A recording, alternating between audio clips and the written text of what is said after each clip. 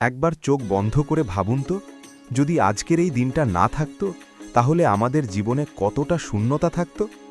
যে দিনটির জন্য আমরা পুরো 1 মাস অপেক্ষা করি, যে দিনের সকালে ঘুম ভাঙার আগেই মনে এক অদ্ভুত আনন্দ ঢেউ খেলে যায়, আজ সেই পবিত্র ঈদ উল ফিতর। ভোরের আলো ফোটার আগেই বাংলাদেশের প্রতিটি ঘরে যেন এক অন্যরকম ব্যস্ততা। ছোট্ট শিশুটি নতুন জামা পরে আয়নার সামনে দাঁড়িয়ে বারবার নিজেকে দেখছে। মা রান্নাঘরে সেমাই আর পায়েসের ঘ্রাণে ঘর ভরিয়ে দিচ্ছেন, আর বাবা হয়তো নামাজের প্রস্তুতি নিচ্ছেন। এই দৃশ্যগুলো শুধু দৃশ্য না, এগুলো আমাদের সংস্কৃতি, আমাদের আবেগ, আমাদের ভালোবাসার প্রতিচ্ছবি। ঈদ শুধু একটি ধর্মীয় উৎসব নয়, এটি একটি সামাজিক বিপ্লব। 1 মাস সিয়াম সাধনার পর মানুষ নিজেকে নতুনভাবে খুঁজে পায়। আমরা যে শুধু না খেয়ে থেকেছি তা নয়, আমরা শিখেছি সংযম, ধৈর্য, সহানুভূতি। আজকের দিনটি সেই শিক্ষার বাস্তব প্রয়োগের দিন। আপনি কি জানেন, বাংলাদেশে ঈদের সময় দেশের অর্থনীতিতে হাজার হাজার কোটি টাকার লেনদেন হয়? নতুন পোশাক, খাবার, যাতায়াত সব মিলিয়ে ঈদ শুধু আনন্দই নয়, এটি একটি বড় অর্থনৈতিক কার্যক্রম।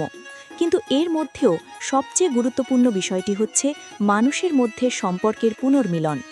গ্রাম হোক বা শহর, আজকের দিনে যেন সবাই এক হয়ে যায়।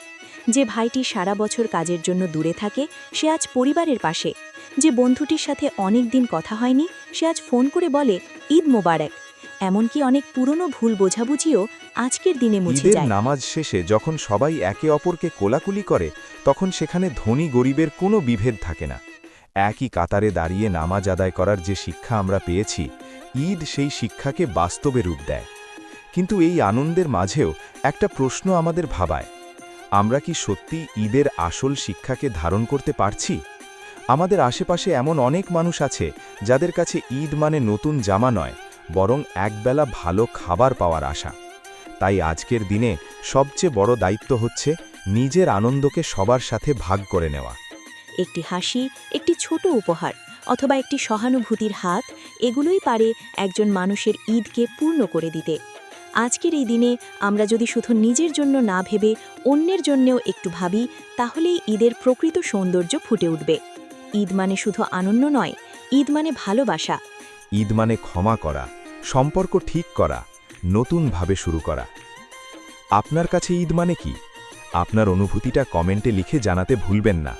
আর যদি এই ভিডিওটি আপনার হৃদয় ছুঁয়ে যায়, তাহলে অবশ্যই লাইক দিন, বন্ধুদের সাথে শেয়ার করুন, এবং এমন আরও হৃদয় ছোঁয়া গল্পের জন্য আমাদের চ্যানেলটি সাবস্ক্রাইব করতে ভুলবেন না। ঈদ মুবারক।